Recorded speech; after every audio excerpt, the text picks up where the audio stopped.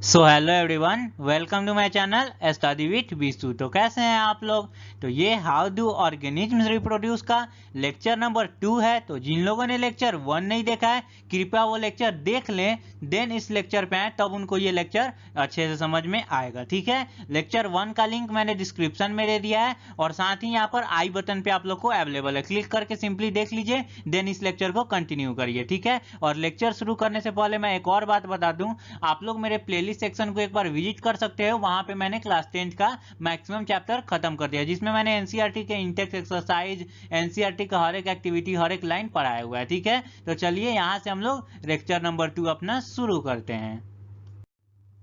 Lecture शुरू करने से पहले मैंने सोचा कि क्यों ना जो मैंने पिछले लेक्चर में पढ़ाया हुआ है उसको थोड़ा सा आपको रिकॉल करा दूं। तो उसमें बेसिकली हम लोगों ने इंट्रोडक्शन देखा था। इंट्रोडक्शन में हम लोगों ने देखा था कि कैसे ऑर्गेनिज्म सेम अपना कॉपी बनाते हैं। मान लो कि एक ह्यूमन है, तो जब भी बर्थ करेगा तो ह्यूमन बेबी को ही बर्थ देगा। तो ये सारा चीज हम लोगों ने समझा था। उसके बाद हम लोगों ने टाइप ऑफ रिप्रोडक्शन देखा था, जिसमें हम लोगों ने एसेक्सुअल मोड ऑफ रिप्रोडक्शन के बारे में जाना, जिसमें एक पेरेंट्स की नीड होती है और वो सिंगल पेरेंट ही कैपेबल होता है न्यू यंग वंस को या न्यू ऑर्गेनिज्म को देने में। वही उसके बाद हम लोगों ने सेकंड जो टाइप ऑफ रिप्रोडक्शन था उसमें हम लोगों ने सेक्सुअल रिप्रोडक्शन को देखा, जिसमें दो पेरेंट्स की नीड पड़ती है, यानी कि एक मेल और दूसरा फीमेल। जब दोनों ये मेल और फीमेल मिलते हैं, यानी कि ये मान लो आपका मेल है, ठीक है, और ये आपका फीमेल है, दो की नीड पड़ती है, दोनों जब आपस में मिलते हैं तब जाके एक न्यू यंग वंस प्रोड्यूस होता है। ठीक है, उसके बाद हम लोगों ने इन दोनों के बीच में कुछ डिफरेंसेस को देखा। उसके बाद हम लोगों ने एसेक्सुअल रिप्रोडक्शन के कुछ मोड्स हैं उनके बारे में पढ़ा था, जिसमें हम लोगों ने सिर्फ वहां पे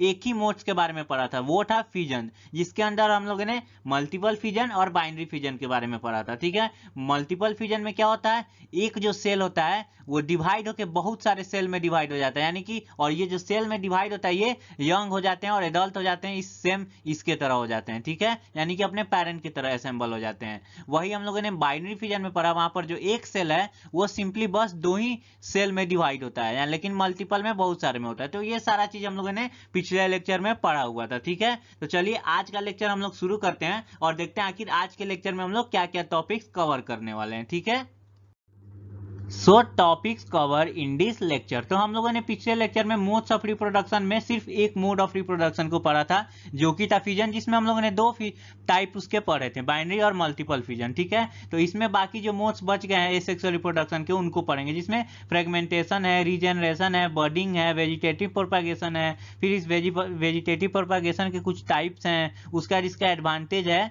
और लास्ट जो मोड ऑफ रिप्रोडक्शन है एसेक्सुअल मोड ऑफ रिप्रोडक्शन, जो कि स्पोर फॉर्मेशन है, उसको पढ़ लेंगे। और इसमें जो भी एक्टिविटी इनसे रिलेटेड है वो भी पढ़ेंगे। और मोर टू नो एक और टॉपिक, हाँ मैंने बताना भूल ही गया, इसमें टिश्यू कल्चर के बारे में पढ़ेंगे, जो one of the most important topic में से एक आता है। ठीक है, वो इंटरेस्टिंग भी है, मैं वहां पे आपको अच्छे से समझा दूंगा। ठीक है, और एक और बात, मैंने पिछले लेक्चर में एक्टिविटी डायरेक्ट 8.3 को पढ़ा दिया हुआ था, यानी 8.1 और 2 को छोड़ दिया था। मैंने वहां बोला था कि वो दूसरे टॉपिक से रिलेटेड है, मैं नेक्स्ट लेक्चर में कवर अप कर दूंगा। तो देखो यहाँ पर एक्टिविटी 8 पॉइंट है जो बर्डिंग से रिलेटेड था, उसको मैंने यहाँ कंक्लूड कर दिया है, और स्पोर फॉर्मेशन से एक्टिविटी 8.2 रिलेटेड था, तो उसको मैं यहाँ पे पढ़ा दूंगा। ठीक है, तो चलो इसी के साथ हम लोग अपना लेक्चर अब यहाँ से फाइनली पढ़ते हैं एक एक टॉपिक को। ठीक है, मोड्स ऑफ एसेक्सुअल रिप्रोडक्शन से हम लोग का अब दूसरे नंबर पे आता है फ्रेगमेंटेशन। तो पहले नंबर पे फिजन था, जो हम लोगों ने पिछले लेक्चर में कंटिन्यू कर ही लिया था। यहाँ से हम लोग फ्रेगमेंटेशन को समझेंगे। तो आखिर ये फ्रेगमेंटेशन होता क्या है, चलिए इसको हम लोग अच्छे से समझते हैं। तो some organism breaks up into smaller pieces upon maturation. कुछ जो ऑर्गेनिज्म होते हैं वो ब्रेक हो जाते हैं जब वो मैच्योर या एडल्ट हो जाते हैं तब। ठीक है, each piece develops into new individual, यानी कि मानो आपका ये एक ऑर्गेनिज्म है, सिंपली ये ऑर्गेनिज्म जब मैच्योर हो गया, ये जब एडल्ट हो गया, तो सिंपली ये क्या होता है, यहाँ से डिवाइड हो जाता है, यानी कि यहाँ से ब्रेक हो जाता है। ठीक, और ब्रेक होके दो भी बना सकता है, दो से ज्यादा भी बना सकता है। ठीक है, मानो ये दो बन गया, ये ब्रेक होके सिंपली दो हो गया, फ्रेगमेंट हो गया इसका। ठीक, दो हो गया। अब क्या होता है, ये जो दोनों है ये दोनों एन इंडिविजुअल हो जाते हैं, इसी ऑर्गेनिज्म की तरह सेम दोनों हो जाते हैं। ठीक है, ये ब्रेक होते ही बन जाते हैं। ठीक है, और ये फिर एडल्ट होते हैं, और फिर ये इसके इतना जब मैच्योर हो जाते हैं तो फिर इनके बीच भी फ्रेगमेंटेशन हो जाता है, ये भी ब्रेक हो जाते हैं, ठीक है, और इनका फ्रेगमेंट होता है, और वो जो फ्रेगमेंट होता है वो न्यू इंडिविजुअल बन जाता है, ठीक है। आइए इसको और पढ़ते हैं। Fragmentation occurs in multicellular organism with simple body organisation, ये देखने वाला बात है। ये फ्रेगमेंटेशन जो है ये मल्टी सेलुलर ऑर्गेनिज्म में तो होता है, लेकिन वैसे में होता है जिनका बॉडी ऑर्गेनाइजेशन सिंपल हो, ठीक है। और इसके एग्जांपल जो होते हैं उसमें आ जाता है स्पाइरोगायरा। अब ये स्पाइरोगायरा क्या होता है, इसको हम लोग डेली लाइफ में देखते हैं, लेकिन आपको पता नहीं होगा, मैं बताता हूँ क्या, ठीक है। स्पाइरोगायरा जो होता है वो कॉमनली फाइंड होता है वो फ्रेश वाटर में। जब देखो कहीं कहीं पे आप लोग जब नदी या रिवर वगैरह में या फिर कहीं पानी भी लग जाता है तो आप लोग देखते हैं पत्ता की तरह के स्ट्रक्चर होता है, कुछ इस टाइप का पत्ता होता है, इस तरह गोला गोला होता है, और वो वाटर में फ्लोट करता है, ठीक है। तो वो ग्रीन कलर का होता है या डार्क कलर का भी हो जाता है, ठीक है। तो बेसिकली वही होता है स्पाइरोगायरा, ये ग्रीन अलगी होता है, ठीक है। इसका जो है लॉन्ग फिलामेंट जो है वो ब्रेक हो जाता है स्मॉलर फिलामेंट में, और and each develops into new filament. देखो ये स्पाइरोगायरा है, मान लो, ठीक है, ये स्पाइरोगायरा हुआ आपका, ठीक। ये स्पाइरोगायरा क्या हुआ, एडल्ट हुआ, ठीक। ये मान लो आपका एडल्ट हो गया, ठीक। अब एडल्ट होने के बाद क्या होता है या मैच्योर होने के बाद क्या होता है, ये सिंपली बीच से टूट जाता है, यानी कि एक स्पाइरोगायरा दो फ्रेगमेंट में टूट गया। यानी देखो यहाँ पर ये फाइनली यहाँ से फ्रेगमेंटेशन हो गया इसका, और देखो ये फ्रेगमेंटेशन करने के बाद यहाँ पे दो बन गया, ठीक, ये दो बन गया। अब ये जो दो है ये दो स्पाइरोगायरा हो गया, यानी ब्रेक होते टू स्पाइरोगायरा फॉर्म हो गया, ठीक है। तो बेसिकली हम लोग इसी को कहते हैं फ्रेगमेंटेशन। चलिए हम लोग आगे के टॉपिक्स को देखते हैं।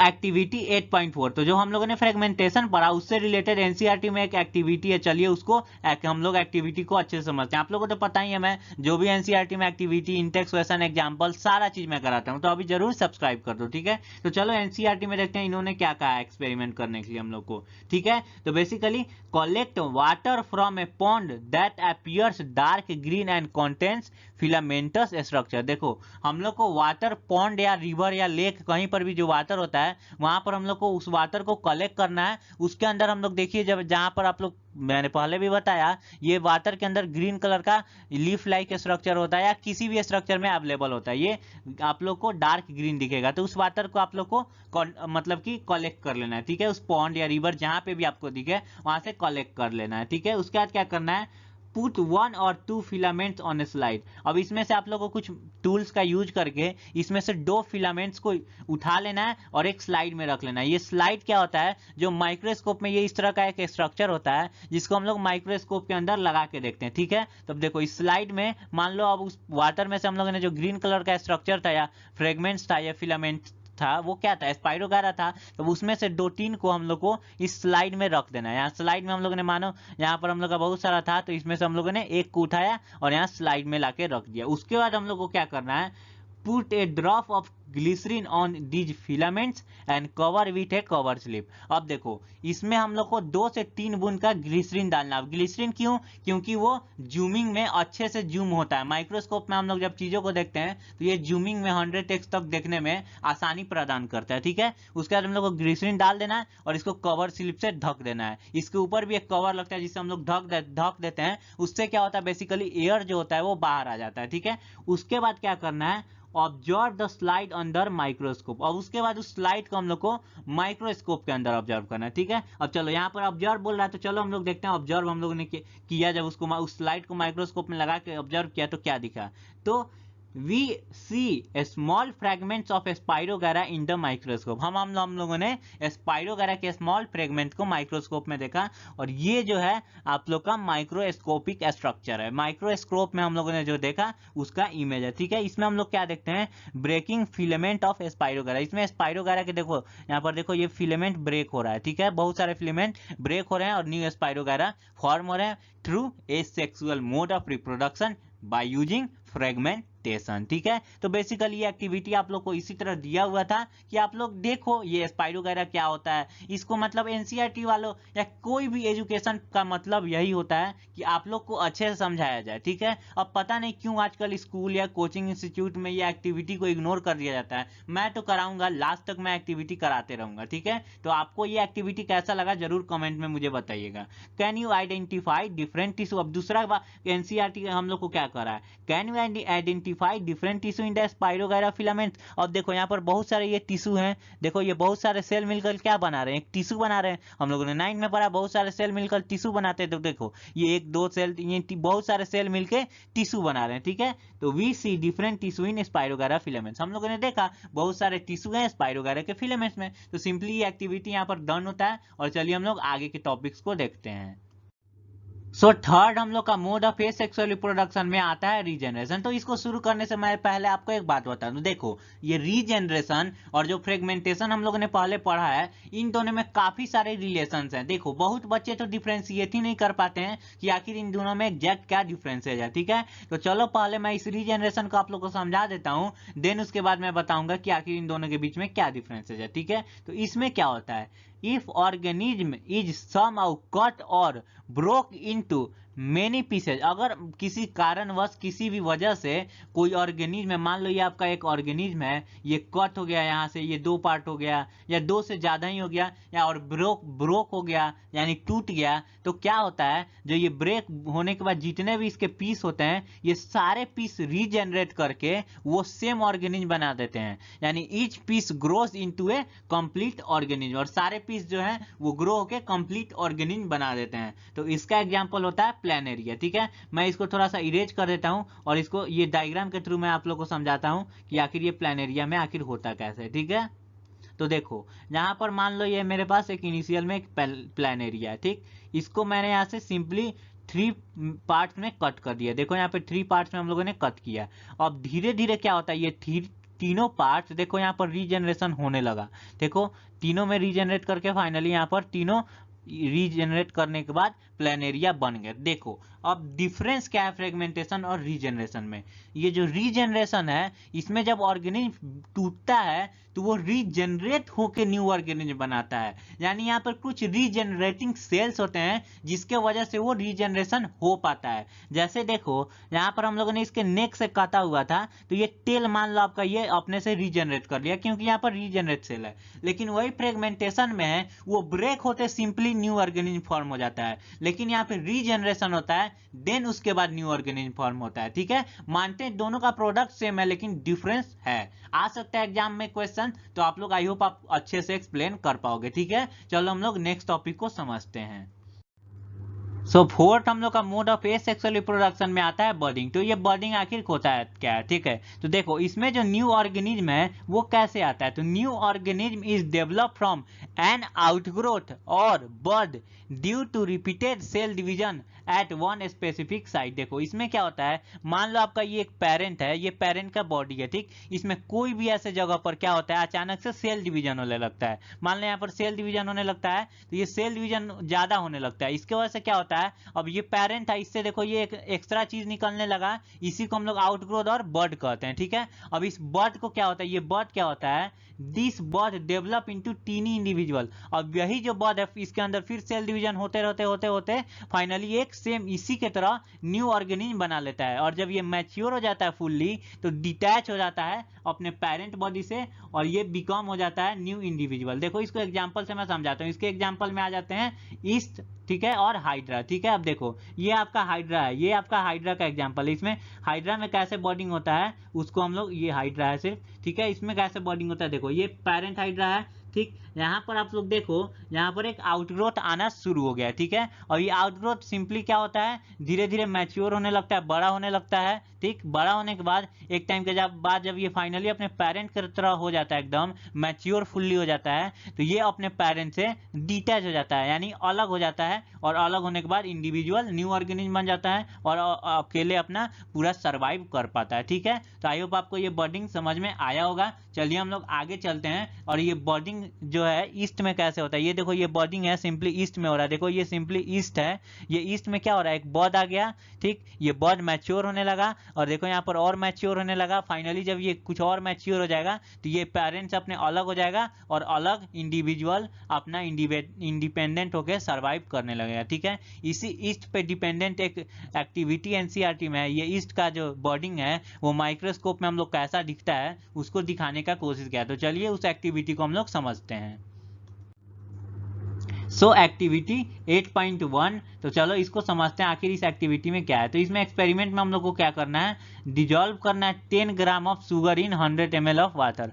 हम लोग को सिंपली क्या करना है, 10 ग्राम शुगर लेना है यानी कि चीनी लेना है और उसको 100 ml वाटर में डिजॉल्व करना है यानी मिक्सअप कर लेना है। उसके बाद क्या करना है, take 20 ml of this solution in a test tube and add a pinch of yeast granules to it। अब देखो सिंपली हम लोगों ने 100 ml वाटर में 10 ग्राम शुगर को मिक्सअप किया। अब मिक्सअप करने के बाद उसमें से हम लोग को 20 ml ले लेना है सॉल्यूशन को और उसको हम लोग को एक, मान लो ये आपका टेस्ट ट्यूब है, इस टेस्ट ट्यूब में 20 ml को हम लोगों ने फिल कर लिया। अब इसमें ईस्ट को डाल देना है। ईस्ट जानते हैं लोग, ईस्ट नॉर्मली हम लोग केक बनाने में यूज करते हैं, जो केक को फ्लॉपी बनाता है, तो इसमें ईस्ट को हम लोग को ले लेना है। ठीक, ईस्ट को डाल लेना है। उसके बाद क्या करना है, put a cotton plug on the mouth of the test tube and keep it in warm place. अब इस टेस्ट ट्यूब को क्या करना है, कॉटन के जो होता है क्लॉथ से ढक देना है, इसके मतलब टेस्ट ट्यूब के माउथ को ढक देना है और इसको गर्म जगह पे रख देना है। उसके बाद क्या करना है, after 1 to 2 hours put a small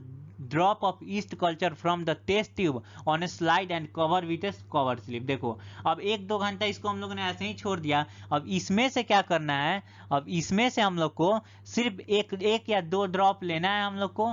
उसको क्या करना है, एक हम लोग को माइक्रोस्कोप में जो प्लेट लगा के देखते हैं स्लाइड, उस स्लाइड पे 1-2 ड्रॉप लेना है और उसके ऊपर कवर स्लिप से इसको ढक देना है कि एयर अच्छे से निकल जाए। और देन उसके बाद क्या करना है, ऑब्जर्व करना है इसको माइक्रोस्कोप के अंदर। ठीक है, अब ऑब्जर्व करने के बाद हम लोग क्या देखेंगे, ऑब्जर्वेशन चलिए पढ़ते हैं। तो under the microscope we see that yeast is reproducing by the forming bird. देखो अब माइक्रोस्कोप के अंदर हम लोग को कुछ इस तरह का स्ट्रक्चर देखने को मिलेगा। ठीक है, ये फ्लोरोसेंट माइक्रोस्कोप का इमेज है। ठीक, देखो यहाँ पर ये पेरेंट ईस्ट है। ठीक, ये पेरेंट ईस्ट से देखो यहाँ पर एक बर्ड आने लगा। उसी तरह इसको मैं क्लियर थोड़ा सा और करता हूँ और आपको अच्छे से समझाता हूँ।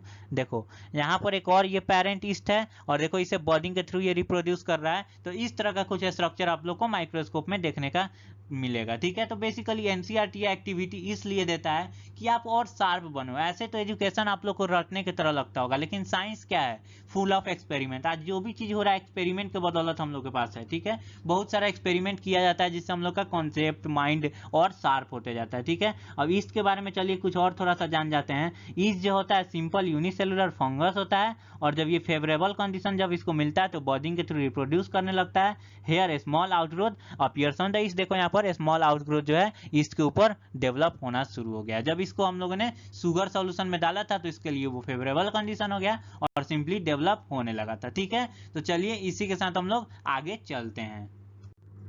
तो जैसा आप लोग जानते हैं मैं लेक्चर के बीच में आप लोग को कुछ कुछ नॉलेज की बातें बताता हूँ, कुछ फैक्ट बताता हूँ। ठीक है, तो आज हम लोग क्या जानेंगे, तो एक जो घोंघा यानी कि जो स्नेल होता है वो 3 इयर्स तक 3 साल तक सो सकता है, स्लीप कर सकता है। ये जो स्नेल होता है आपने नॉर्मल समर्स में बारिश के टाइम में इसको आप लोगों ने देखा होगा, ये 3 साल तक सो सकता है। सोचो कितना लॉन्ग टाइम तक ये सो सकता है। अगर आप लोग ऐसा डेली नॉलेजेबल रोज चीज जानना चाहते हो तो आप लोग रोज अगर जानना चाहते हो तब तो आप लोग मुझे सोशल मीडिया पे जरूर फॉलो कर लो, नहीं तो लेक्चर में तो आप लोग को मिलते रहेगा, लेकिन मैं तो कहूंगा फॉलो कर ही लो, आपको डेली 2 वहां पे नॉलेजेबल थिंग्स मिलेंगे। ठीक है, मुझे आप इंस्टाग्राम और ट्विटर पे फॉलो कर सकते हैं, सिंपली स्टडी विद बीसू, और उसका लिंक मेरे चैनल पे डिस्क्रिप्शन में मिल ही जाएगा। और मेरा फेसबुक पर भी पेज है स्टडी विद बीसू। ठीक है, तो आप लोग सिंपली वहां पे मुझे फॉलो कर सकते हैं और डेली 2 नॉलेजेबल फैक्ट जान सकते हैं। ठीक है, तो चलिए हम लोग लेक्चर में आगे के टॉपिक्स को कंटिन्यू करते हैं। सो 5th नंबर पे मोड ऑफ एसेक्सुअल रिप्रोडक्शन से आता है हम लोग का वेजिटेटिव प्रोपागेशन। ठीक है, इसको समझाने से पहले मैं कुछ आपको बेसिक समझा देता हूँ। ठीक है, ये आपको जो ये दिख रहा है क्या है, सिंपली एक प्लांट है जिसके पास फ्लावर है, लीफ है, स्टेम है और रूट है। ठीक है, अब देखो प्लांट के 2 पार्ट्स होते हैं। ठीक है, पहला जो होता है रिप्रोडक्टिव पार्ट होता है, दूसरा जो होता है वो वेजिटेटिव पार्ट होता है। ठीक है, अब मैंने स्टार्टिंग में आप लोग को बताया था इस चैप्टर में क्या क्या टॉपिक है, तो उसमें मैंने बताया था सेक्सुअल रिप्रोडक्शन इन प्लांट्स पढ़ाऊंगा। ठीक, अब आप लोग यहाँ पे कंफ्यूज जाते हैं कि कैसे वेजिटेटिव प्रोपागेशन से न्यू प्लांट आ जाता है, एसेक्सुअल मोड है, वहां पे सेक्सुअल में भी भैया प्लांट के बारे में पढ़ाएंगे। तो सिंपली देखो किसी भी प्लांट का 2 पार्ट्स, पहला जो है रिप्रोडक्टिव और दूसरा जो है वेजिटेटिव। अब जो रिप्रोडक्टिव पार्ट है इसमें फ्लावर आ जाता है। ठीक, फ्लावर में कैसे सीड फॉर्मेशन होता है और कैसे ये सेक्सुअल रिप्रोडक्शन करता है, उसमें एक इवेंट होता है पॉलिनेशन, वो सारे चीज को बारे में पढ़ेंगे। तो वो सेक्सुअल रिप्रोडक्शन में हम लोग पढ़ेंगे। करेंगे। ठीक, इसमें हम लोग वेजिटेटिव प्रोपागेशन के बारे में पढ़ रहे हैं, तो सिर्फ इसमें हम लोग पढ़ेंगे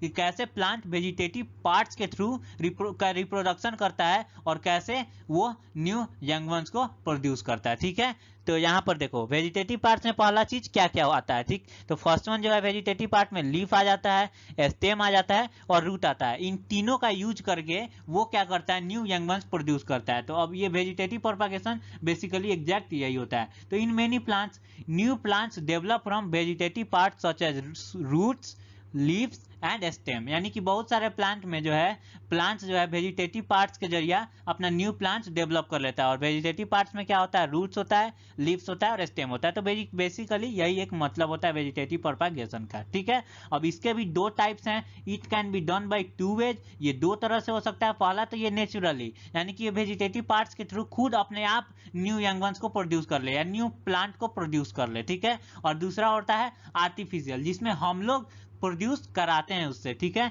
तो नेचुरल में पहले लीफ के थ्रू कैसे ये न्यू प्लांट को प्रोड्यूस करता है उसको समझते हैं। तो लीफ के थ्रू ये जो होता है ये ब्रायोफाइलम के लीफ में प्रोड्यूस होता है। देखो ये ब्रायोफाइलम का लीफ है।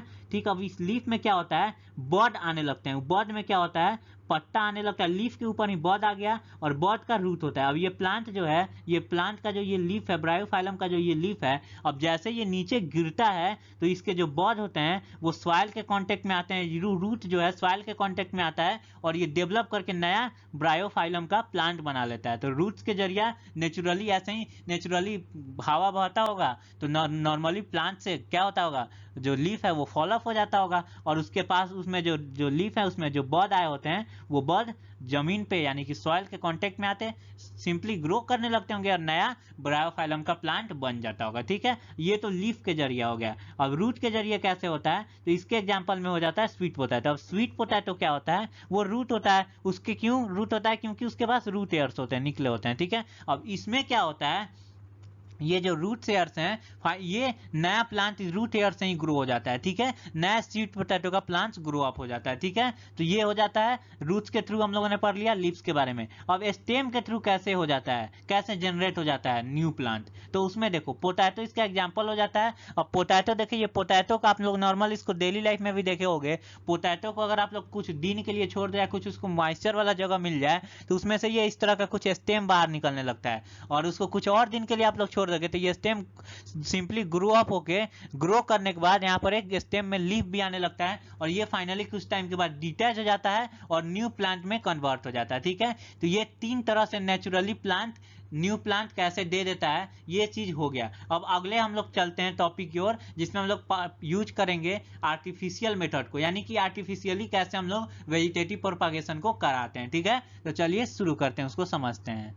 सो आर्टिफिशियल वेजिटेटिव प्रोपागेशन, ठीक हो, तो इसके 3 मेथड्स होते हैं, यानी कि 3 तरीका से हम लोग आर्टिफिशियली किसी भी प्लांट के वेजिटेटिव पार्ट्स का यूज करके उससे न्यू प्लांट्स ऑब्टेन कर सकते हैं। ठीक है, तो उसमें पहला आता है ग्राफ्टिंग और इसका एग्जांपल होता है मैंगो, और सारे भी बहुत सारे एग्जांपल होते हैं, लेकिन यहाँ पे आप लोग एक एग्जांपल समझ लो वो एनफ होगा। ठीक है, इसको हम लोग ग्राफ्टिंग को हिंदी में कलम भी बोलते हैं। देखो इसका बहुत सारा एडवांटेज है और ये होता कैसे इसको समझो। मान लो आपके पास यहाँ नीचे समझो, यहाँ आपके पास ये एक प्लांट है, ठीक, और ये आपके पास दूसरा प्लांट है। ठीक, ये फर्स्ट वन प्लांट हो गया और ये दूसरा प्लांट हो गया। इसका हम लोग यूज करते हैं मेनली कैरेक्टर के मिक्स करने के लिए। मान लो ये आपका जो प्लांट था इसमें ज्यादा फ्लावर आ रहे थे लेकिन ये वीक था। ठीक, ये फ्लावर क्या है, इसमें कम फ्लावर आ रहा था लेकिन ये स्ट्रॉन्ग था। अब हम लोग को इन दोनों का कैरेक्टर मिक्सअप करना है, तो सिंपली क्या करते हैं, इसका जो अपर वाला पार्ट है इसको कट करके इस पे लगा देते हैं और इसके अपर वाले पार्ट को कट करके इस पे लगा देते हैं। ठीक है, दोनों का मिक्सअप कर देते हैं, बेसिकली इसी को ग्राफ्टिंग कहते हैं। अब जो ये जो होगा इसमें ज्यादा फ्रूट भी आएगा और स्ट्रॉन्ग भी हो जाएगा, उसी तरह ये भी ज्यादा फ्रूट आएगा और स्ट्रॉन्ग होगा। जैसे कि देखो यहाँ पर, यहाँ से इस प्लांट में देखो ये दूसरे प्लांट का है, यहाँ ला के इसमें हम लोगों ने लगा दिया, इसमें फिक्स किया जाता है, फिक्स कर यहाँ पर हो गया और फिक्स होने के बाद इसको बांध दिया जाता है, इसका वैक्सिंग भी कर दिया जाता है। ठीक है, इसमें वैक्स भी लगते हैं कुछ, उसके बाद फाइनली ये ग्रो अप हो जाता है और इसमें अटैच हो जाता है। ठीक है, तो बेसिकली ग्राफ्टिंग इसी को हम लोग कहते हैं। ठीक है, उसके बाद हम लोग का सेकेंड नंबर पे जो मेथड आता है कटिंग, इसका एग्जाम्पल रोज होता है। सिंपली देखो इसको समझने के लिए मैं बताता हूँ, इसको क्लियर थोड़ा कर देता हूँ, देन आपको अच्छे से और समझ में आएगा। देखो अब कटिंग में मान लो आपका एक रोज का प्लांट है, इसका एग्जांपल रोज होता है, तो मान लो आपका ये रोज का प्लांट है, मान लो मैं यहाँ पे एक आप लोग के लिए रोज बना देता हूँ। ठीक है, भद्दा सा भले ही रोज है लेकिन रोज समझ लो। इसमें क्या है कि हम लोग को अब न्यू प्लांट रोज का चाहिए, ठीक। तो सिंपली इसके स्टेम को हम लोग कट करते हैं और यहाँ पर लाके नए पॉट में इसको लगा देते हैं, ठीक। अब ये स्टेम से ही नया प्लांट ग्रो अप हो जाता है। ये स्टेम में क्या होता है, बाद में डेवलपमेंट के बाद यहाँ पे रूट आ जाते हैं और इसी के थ्रू ये ग्रो अप हो जाता है, ठीक। तो दूसरा मेथड हम लोग का कटिंग, ये भी आप लोग को समझ में आ गया होगा, ठीक है। और आखिरी नंबर पे हम लोग का आता है लेयरिंग, जिसमें एग्जाम्पल हो जाता है जैस्मिन। अब इसमें हम लोग क्या करते हैं, इसमें भी हम लोग स्टेम का यूज करते हैं लेकिन इसमें कटिंग से डिफरेंट है। वहां पे हम लोगों ने सिंपली कट करके लगा दिया था पॉट में और वो ग्रो अप हो गया।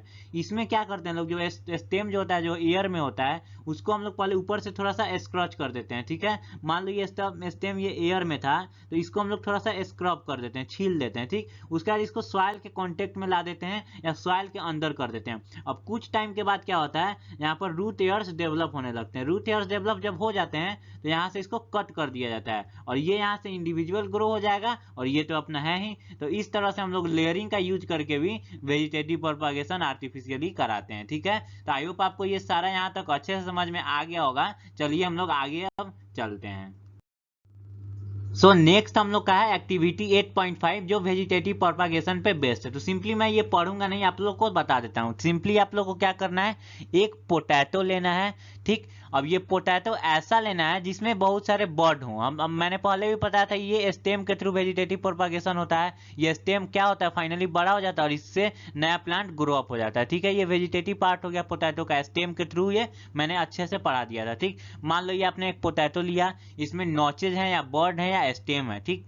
अब ये ऐसा आपको कहाँ से मिलेगा, तो वो पोटैटो को अगर मॉइस्चर में आप लोग कुछ दिन के लिए अगर छोड़ देते हो तो उसमें ये ऑटोमेटिक आ जाएगा। और ये एक्टिविटी मैं आप लोग को पर्सनली सजेस्ट करूंगा कि ये घर पर हो जाएगा, इसमें कोई सामान की जरूरत नहीं है, आप लोग कर सकते हो। तो इस तरह से इंप्लीमेंट करो ये बायो या फिर साइंस को आप लोग जितना अपने डेली लाइफ में इंप्लीमेंट करोगे उतना आपको उससे प्रॉफिट मिलने वाला है, ठीक है। तो चलो ये अपने घर पे जरूर करना, ठीक। अब हम लोगों ने पोटैटो लिया, उसमें बर्ड्स हैं, ठीक। अब इसको मान लो हम लोगों ने 3 पीसेज में कट किया, हम लोगों ने उस पोटैटो को 3 पीस में कट किया।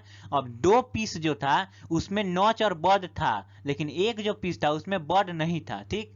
अब इस तीनों पीस को हम लोग को क्या करना है, एक ट्रे लेना है, एक ट्रे के ऊपर क्या करना है, कॉटन का जो है सूती कपड़ा का क्लॉथ लगाना है और उसको गीला कर देना है, यानी मॉइस्चराइज कर देना है। अब इस पे क्या करना है, इस तीनों पोटैटो के पीस को रख देना है, ठीक। अब रखने के बाद हम लोग को इसको कुछ दिन तक ऑब्जर्वेशन करना है, इसमें फ्यू डेज तक ऑब्जर्वेशन करना है। और ये ध्यान आप लोग हमेशा रखिएगा कि जो वो क्लॉथ है हमेशा मॉइस्चर होना चाहिए, यानी कि गीला होना चाहिए, ठीक। उसके बाद ऑब्जर्वेशन अब आप लोग को क्या करना है, which potato piece that give rise to fresh green shoots and roots। अब आप लोग बताओ कि अब उसके बाद आप लोगों ने इतना दिन तक तो ऑब्जर्वेशन किया तो आप लोग का कुछ कंक्लूजन जरूर निकलता होगा। तो आप बताओ कि जो जिसमें बर्ड्स थे, जो पीस में बर्ड्स थे वो ग्रो अप होते हैं और रूट शूट्स देते हैं, कि जिसमें बर्ड्स नहीं था वो देता है। तो ऑब्जर्वेशन हम लोगों ने क्या किया इस एक्टिविटी से, तो हम लोगों ने देखा जो potato parts at least 1 bird grows into new plant, वैसा पोटैटो का पीस जिसमें एटलीस्ट एक भी बर्ड था वो ग्रो हो जाता है और न्यू प्लांट दे देता है। वही जो पोटैटो जिसमें एक भी बर्ड नहीं है वो ग्रो नहीं करता है। तो सिंपली यहाँ पर दिखाया गया है कि जो बर्ड है वो ग्रो करने के लिए जरूरी होता है और इससे प्रूव भी हो जाता है कि पोटैटो में वेजिटेटिव प्रोपागेशन होता है बर्ड्स के थ्रू, स्टेम के थ्रू, ठीक है। तो चलो ये एक्टिविटी आई होप आपको समझ में आया होगा। चलो आगे हम लोग नेक्स्ट एक्टिविटी देखते हैं 8.6, ठीक है। सो ये एक्टिविटी 8.6 जो है कुछ खास इंपॉर्टेंट नहीं है लेकिन तब भी मैंने यहाँ स्लाइड में आप लोग के लिए डाल दिया है। सिंपली मुझे लगता है ये फोटोसिंथेसिस पर बेस्ड है। इसमें क्या करना है, बहुत सारे इसको कट कर देना है, मतलब कुछ खास नहीं है लेकिन मैंने तो सारा एक्टिविटी को पढ़ाना ही है तो ये आप लोग अपने से पढ़ लेना, देख लेना, ठीक है। मेरा लेक्चर ज़्यादा लेंदी हो जाएगा, ये इजी सा ऐसे एग्जाम में ये नहीं आने वाला है। इसके पहले वाला जो था वो आप लोग घर पे एटलीस्ट ट्राई करना, वो इंटरेस्टिंग है, ठीक है। तो चलो इसी के साथ आगे चलते हैं। सो नेक्स्ट टॉपिक हम लोग का एडवांटेजेस ऑफ वेजिटेटिव प्रोपागेशन। तो बहुत बार ये most of the important question में से एक है कि आखिर ये वेजिटेटिव प्रोपागेशन का क्या एडवांटेजेस है, ठीक है। तो इसका बहुत सारा एडवांटेज है, चलिए समझते हैं, ठीक है। तो पहला इसका advantage, it is very faster to grow it than the seeds. अब देखो आपके पास ये मान लो ये एक प्लांट है, ठीक, उसका ये फ्लावर है, ठीक, ये प्लांट हो गया, ये प्लांट में 2 फ्लावर लगे, ठीक।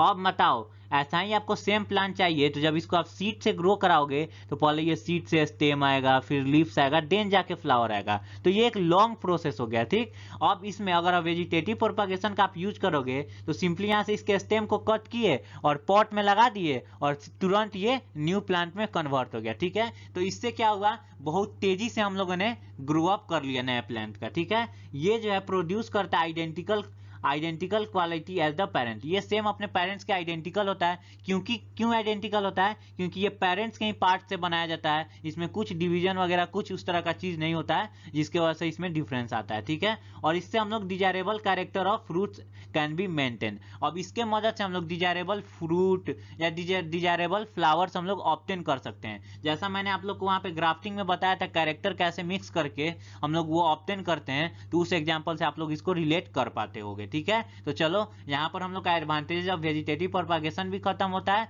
और इसके बाद हम लोग नेक्स्ट टॉपिक को देखते हैं। सो नेक्स्ट हम लोग का टॉपिक है टिश्यू कल्चर। तो जैसा आप लोग एनसीईआरटी में जानते हैं मोर टू नो करके भी टॉपिक्स रहता है, ठीक है। तो ये टिश्यू कल्चर क्या होता है इसको समझते हैं। तो टिश्यू कल्चर में क्या होता है, न्यू प्लांट जो है वो ग्रो होते हैं रिमूविंग टिश्यू और separating cells from the growing tip of a plant. अब मान लो कोई एक प्लांट है वो ग्रो कर रहा है, तो उसमें क्या किया जाता है, उसके टिप पर से कुछ सेल को ले लिया जाता है और वो सेल को क्या किया जाता है, प्लेस किया जाता है आर्टिफिशियल मीडियम में, जहां पर वो रैपिडली डिवाइड करते हैं, यानी कि उनका सेल नंबर्स ऑफ अमाउंट में डिवाइड करने लगता है, ठीक। उसके बाद क्या होता है, उसके बाद वो सेल जब डिवाइड हो जाते हैं तो उनको ट्रांसफर कर दिया जाता है एक ऐसे मीडियम में जहां पर बहुत सारे हार्मोन्स होते हैं, जिनको वो जो हार्मोन्स हैं उन सेल्स को ग्रोथ करते हैं जल्दी जल्दी उनको डिफरेंशिएट करने में। उसके बाद क्या होता है, the plants are then placed in the soil and so they can grow into mature plants। और उसके बाद उस प्लांट्स को क्या किया जाता है, उस मीडियम से निकाला जाता है, जब उनको हार्मोन दे दिया जाता है तो फाइनली वो प्लांट ग्रोथ हो जाता है डिफरेंशिएशन होने के बाद।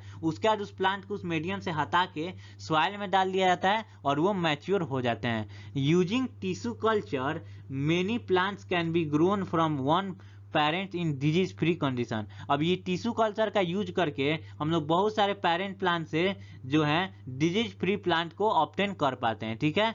This technique is commonly used for ornamental plants. इस टेक्निक का यूज हम लोग ऑर्नामेंटल यानी कि सजावट का जो फ्लावर्स होता है या सजावट का जो फूल होता है, पत्ती होता है, उसमें हम लोग यूज करते हैं। इस टिश्यू कल्चर का यूज होता है वही ऑर्नामेंटल प्लांट्स के लिए, ठीक है। तो चलो ये आई होप आपको ये टॉपिक समझ में आया होगा और हम लोग आगे चलते हैं।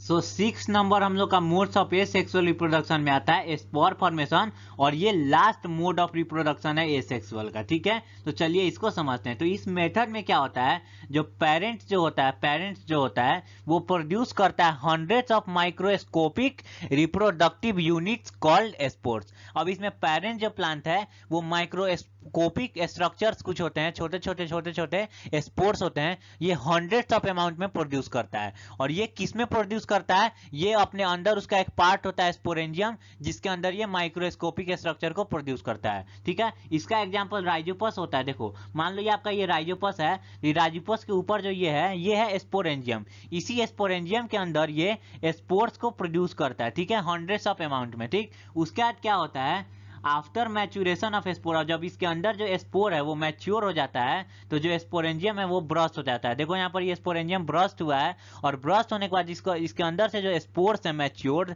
वो रिलीज हो जाते हैं एटमॉस्फेयर में, आउटर इन्वायरमेंट में रिलीज हो जाते हैं। और जब under favourable condition they germinate and produce new organism. अब जब उन स्पोर्स को फेवरेबल कंडीशन मिल जाता है तो वो क्या करते हैं, सिंपली ग्रोथ कर जाते हैं, ठीक है, और जर्मिनेट कर जाते हैं। इसका एग्जांपल राइजोपस होता है। चलिए एक इससे रिलेटेड एक एक्टिविटी है उसको हम लोग पढ़ते हैं, देन ये लेक्चर हम लोग का फाइनली खत्म। और नेक्स्ट लेक्चर में हम लोग सेक्सुअल रिप्रोडक्शन प्लांट्स में, उसके बाद ह्यूमन बींग्स और रिप्रोडक्टिव हेल्थ पढ़ेंगे। उसके बाद हम लोग का ये चैप्टर खत्म हो जाएगा। उसके बाद लास्ट में एक लेक्चर जरूर आएगा जिसमें एनसीईआरटी का इंटेक्स एंड एक्सरसाइज सॉल्यूशन होगा, ठीक है। तो चलिए लास्ट टॉपिक एक्सपेरिमेंट इससे जो रिलेटेड है उसको पढ़ते हैं। सो एक्टिविटी 8.2, तो देखो यहाँ पर 8.2 भी कवर हो गया, पिछले लेक्चर में मैंने नहीं कराया था, और 8.1 भी नहीं कराया था, वो भी हो गया। यानी कि यहाँ पर हम लोगों ने 8.6 तक टोटल एक्टिविटी को कवर अप कर लिया उनके टॉपिक से रिलेटेड, जहाँ नीड पड़ी वहां तक। ठीक, अब नेक्स्ट जो हम लोग का टॉपिक आएगा sexual reproduction in plants, human beings और रिप्रोडक्टिव हेल्थ, उससे रिलेटेड कुछ एक्टिविटी अब नहीं बच रहा है। ठीक है, एक्टिविटी 8.6 तक यहाँ खत्म, और एक और एक्टिविटी है 8.7, वो मैं नेक्स्ट लेक्चर में करा दूंगा जहां उसका टॉपिक आएगा। ठीक है, उसके बाद इसका चैप्टर का एक्टिविटी खत्म, और चैप्टर जब खत्म होगा तो लास्ट में मैं आप लोग को इंटेक्स एक्सरसाइज क्वेश्चन का अलग से लेक्चर डाल दूंगा। तो चलो ये एक्सपेरिमेंट करते हैं। तो ये देखो, ये इस एक्सपेरिमेंट में क्या करना है, आप लोग एक नॉर्मल सा ब्रेड लेना है आपको। ये ब्रेड कौन सा, जिसमें हम लोग जैम लगा के खाते हैं, ठीक है, वो वाले ब्रेड को लेना है, और इस ब्रेड को गीला कर लेना है, और गीला करने के बाद इसको डार्क प्लेस यानी कि अंधेरा जगह पे कुछ देर के लिए रख देना है। ठीक है, और ठंडा जगह पे रखना है, गर्म जगह पे नहीं। ठीक, उसके बाद क्या करना है, इस ब्रेड को मान लो इसको हम लोगों ने गीला कर दिया और इसको ठंडे जगह पे रख दिया। ठीक,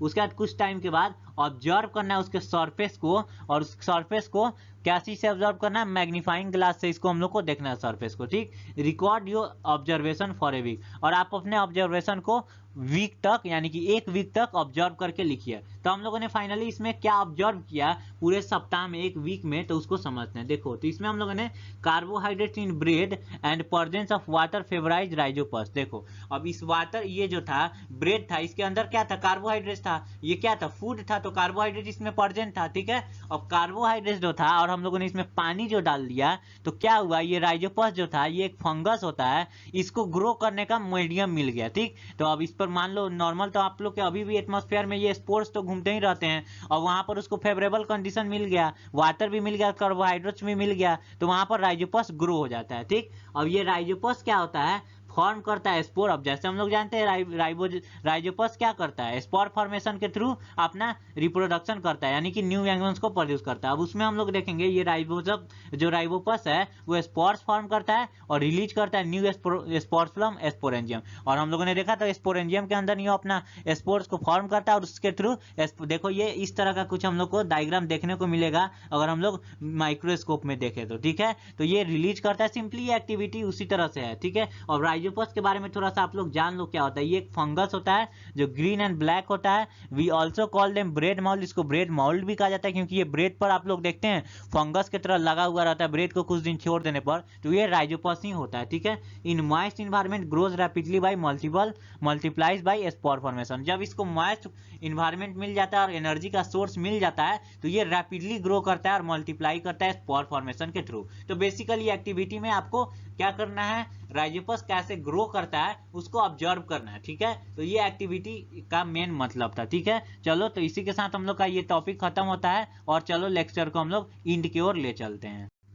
so finally thank you so much पूरा वीडियो को लास्ट तक देखने के लिए। ठीक है, अगर आपको ये वीडियो अच्छा लगा हो तो जरूर लाइक कर दीजिएगा, चैनल को सब्सक्राइब कर दीजिएगा, साथ ही बेल बटन को जरूर दबा दीजिएगा, जिससे मैं हाउ डू ऑर्गेनिज्म रिप्रोड्यूस का जैसे ही लेक्चर नंबर 3 अपलोड करूं उसका नोटिफिकेशन आपको डायरेक्ट मिल जाए और आप जल्दी से आके देख लो। ठीक है, तो चलो, तो यहाँ से आप लोग मेरे चैनल के अदर वीडियोस को देख सकते हो, और यहाँ लोगों पे क्लिक करके वन टैप में सब्सक्राइब भी कर सकते हो। ठीक है, तो बाय बाय, हम लोग मिलते हैं हाउ डू ऑर्गेनिज्म रिप्रोड्यूस के लेक्चर नंबर 3 में। तो सी यू सून।